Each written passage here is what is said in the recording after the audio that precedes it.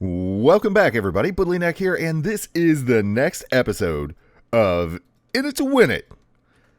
Today, the very first thing I have got to do is fix this sword in the stone business. The whole build was based around the sword in the stone, and this thing hasn't been working right the whole time. So this is top priority for me until it is working right and until I like it. So I'm going to work on this. And once I get it good, I will be right back. That might be too close. I'm going to have to move it. I'm going to have to move it back. Back and over one, I think. Yep. I'm going to do that. That means I got to go underneath and get all this stuff out of the hoppers. That's kind of a pain. Okay, you guys, here we go. Here is the first test. First, I want to see if a beacon will shine through an armor stand. If it will, it does. Ooh, but we see that. We see that around it. Huh. I didn't think about that. And it kind of hides it. So I don't think we want it in the beacon. Okay. So that means we definitely want the armor stand in front of the beacon. And we'll cover that with carpet. That looks nice. So if we put the armor stand... I don't think we're going to be able to go at an angle. Unless I move the beacon way over. Which I could do that, I guess. Here we go, you guys. I have been playing around with this for a little bit now, and I think I have what is going to look the best. This is the best I could come up with anyway, and oh no, I hope it's not bugging out already. I hope that armor stand is going to show. But just picture coming through a forest, coming out to this and walking up and seeing this. Oh, it looks so good. I even detailed it a little bit. Let me turn this off. I have it on the cinematic camera for dramatic effect. But I texturized this a little bit, put some more textures in there. And yeah, I think it looks pretty good that way. What do you guys think? I did take, well, I kind of took King Worson's tip as far as the gray carpet. He was saying put gray carpet on sea lanterns and stuff. I did that on top of the beacon. Kind of hid the beacon back here. The only bad part about the beacon is if you look in some spots, in order to have the lighting effect of the beacon, obviously we need the pyramid, and the pyramid kind of shows down there. I wish it didn't have to show there. I mean, I could make this bigger, but I hate to make it bigger because it's almost not an island anymore. We've almost made it to the edge. So I'm just going to leave it like that. I think it's a happy compromise, kind of best of both worlds kind of thing. We see the pyramid a little bit, but it's not too bad. It kind of blends in with the fog effect. But yeah, I think it looks pretty good. Definitely better than before. Let me know what you guys think. Is it better than before, or was it better the other way? Next, what I want to go into today is, well, let me turn on night vision. There we go. Next, I noticed that in the shop, if we look at drops, in the beta when I tested witches versus silverfish, witches cauldrons only sold for 70 a piece. So it was just a clear winner with the silverfish.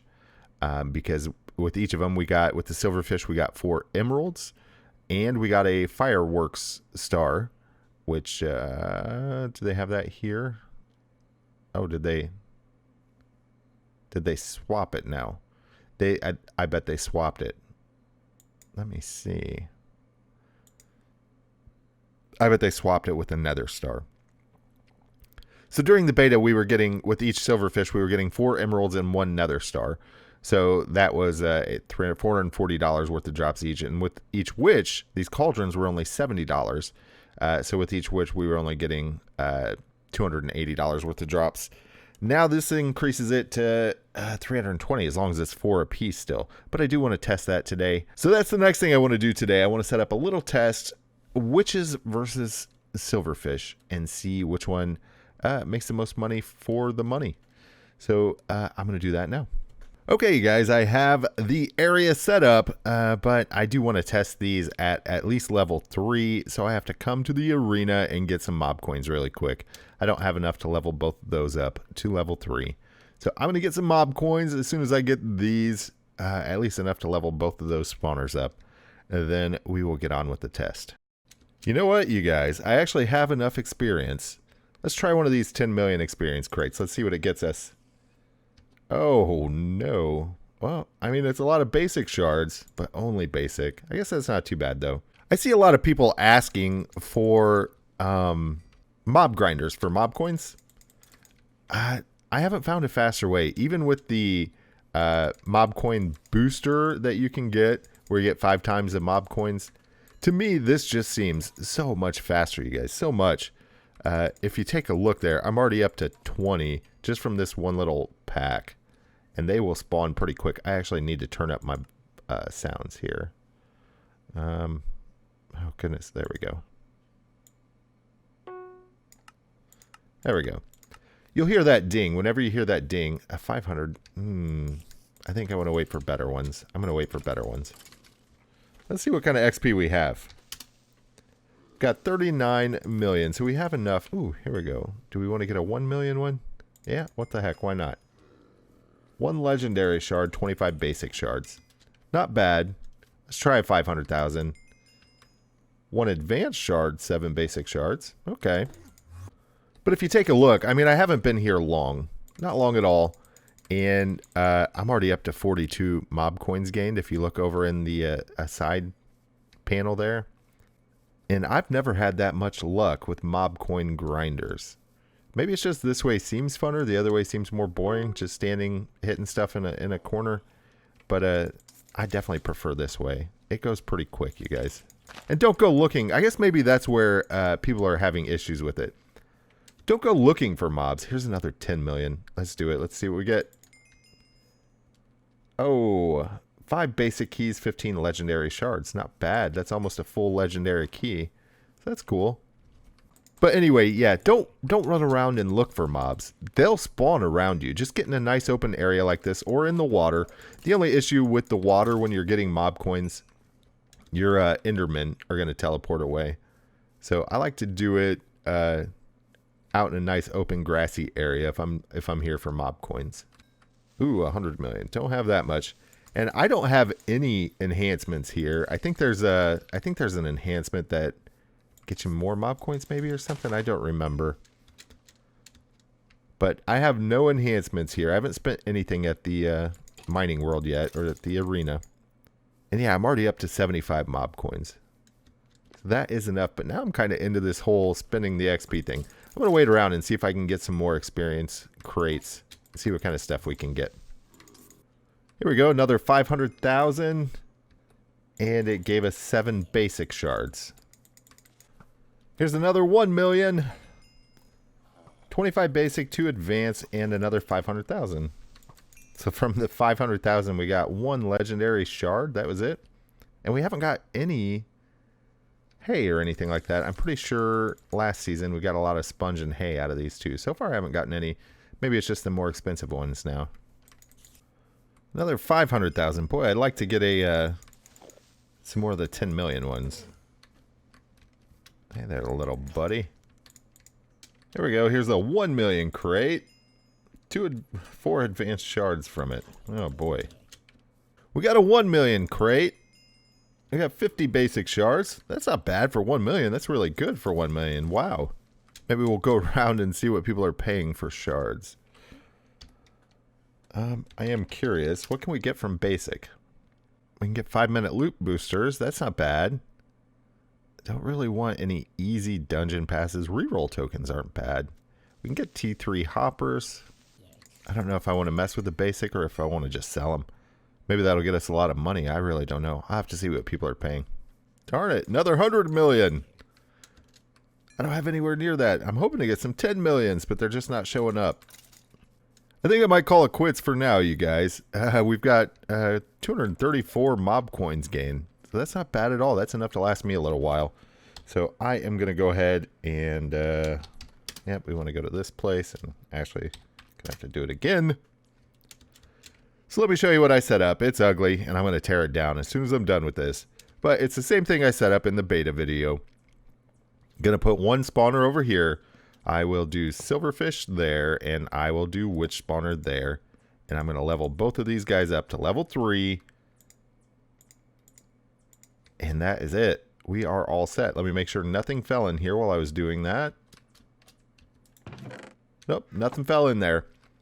All right, let's get back to this. I am going to finish this test up now that those are leveled up. I'm going to let these run for... Well, actually, first, let's just see what they drop. Let's let 1 of each fall, and let's just see what they drop. See if it's the same amount of items each. There we have our silverfish. There we have our witch. Hopefully this was high enough. Yeah, okay. And what did we get? So, yep, still 4 of each. Silverfish drops 4 emeralds and now a nether star. Witch drops 4 cauldrons. Okay, and the spawn rates, I'm guessing, are going to be the same. They were exactly the same in the beta, but let's test it just to be sure. I'm just going to, well, I'll take those out. And I'm going to let this run for a little bit, and we'll test it. Not that long, maybe a half hour. Let me bring up the stopwatch really quick here. All right, I'm going to go ahead and start that right now, and I'm going to fly up here and stand kind of right in the middle where both are activated. Ooh, I didn't mark this at all. That should be good. I should be within range of each. Let's see if we should get something spawning over in this direction. Yeah, this should definitely be good. Okay, I'm going to let this run for about a half hour, you guys, and we'll see as far as spawn rates go. As long as they both spawn about the same amount of things, then we can do some really easy math and find out which one's the best to invest in. For the starter spawners, really compacting them doesn't matter. But we're getting to the point now, some people are, to where you're getting almost to the compacting stage. But if you're just getting started, witches may be a better contender now that they've raised the price on them. During the beta, it was $70 a cauldron is what it sold for, and now it's $80. So that's $10 a piece more. That's 4 more drops, or that's 4 drops for every witch. So that's $40 more per drop. That does make a difference. So let's do a quick test here. All right, you guys, that's 30 minutes. Time is up. Let's hurry up and get out of range. So those stop spawning, and let's compare. Let's sit right here. Let's compare drops. And look at this, you guys. So yeah, the spawn rates are pretty much identical. Looks like we had 1 more silverfish spawn, but that doesn't really mean anything. They're the same spawn rates. So now we know we can just take it down to base everything on what they drop.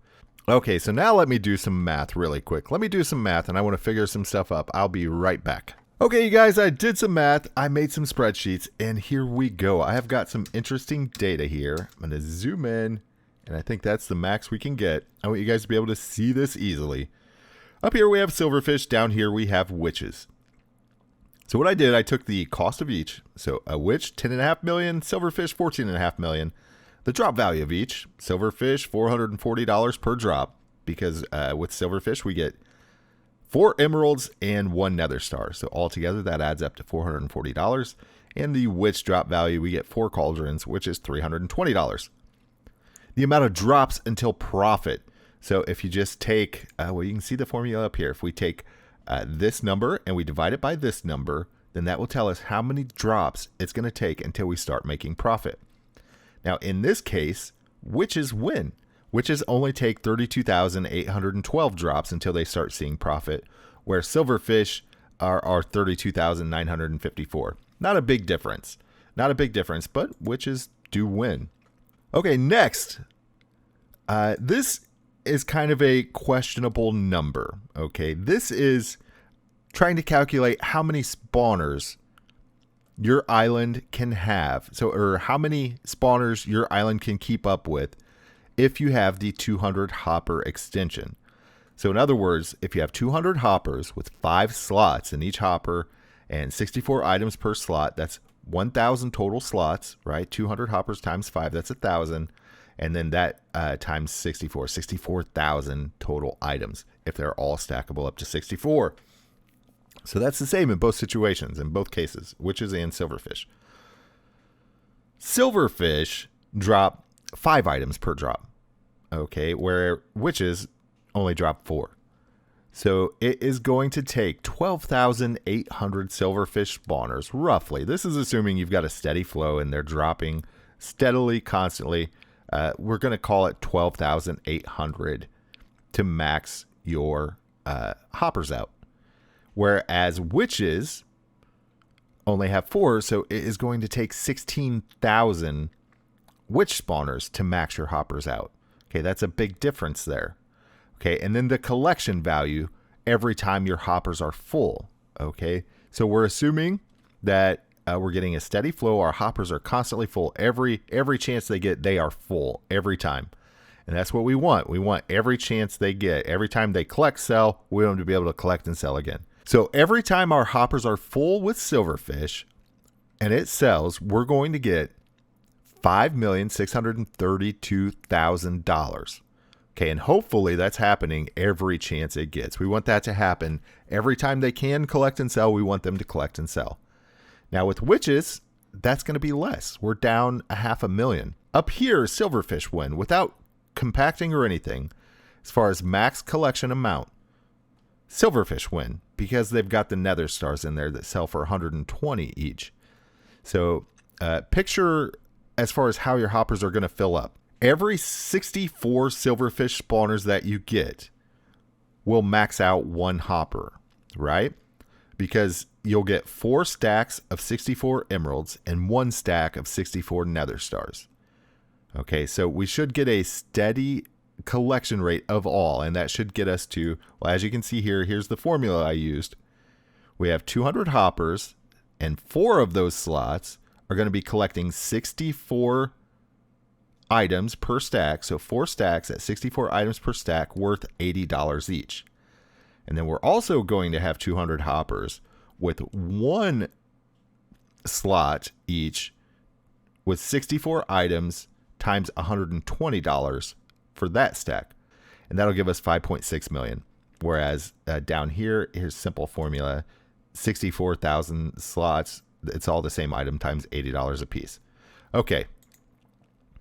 Next, if you plan to compact your spawners, okay, if you do compact your spawners, witches, you can't compact, all right? They don't compact. Cauldrons, you can't do anything with them. This is your max right here. This is your max collection value for your item, or for your island. If you keep the spawns coming in, just a steady flow, and they collect and sell as much as they can, this is the very most that they'll be able to make every time. Whereas with silverfish, you've got more options still. Let's say you only compact them. You don't filter them. If you just compact all of your silverfish spawners, which is a lot of work to do, but if you're serious about it and you do plan to do it, and you compact them, then up here is the formula, and it gets a little more complicated as we go. Now, this is kind of complicated here because this all kind of depends now. You're going to need a lot more spawners to keep up with this.